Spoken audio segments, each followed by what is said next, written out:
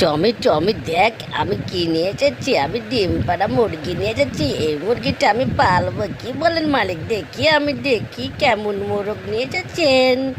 এই মুরগিটা অনেক ভালো ডিম দিবে মালিক। এই মুরগিটা ডিম দিবে, বাচ্চা দিবে, অনেক বেশি বাচ্চা দিবে মালিক। এটা কেমন খেতে? মনে হয় খুব সুস্বাদু। আমি রাখ, আমি আসতেছি।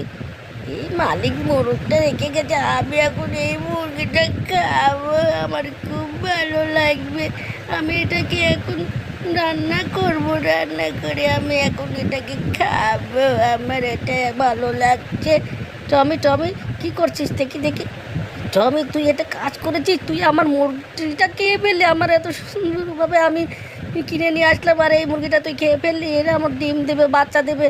মালিক মালিক, আমার ভালো লেগেছে তাই আমি খেয়েছি। তুই বেয়াদব, তুই এই কাজ করেছিস, তোকে আজকে শাস্তি দেবো। এই ভিডিওটা ভালো লাগে তাহলে অবশ্যই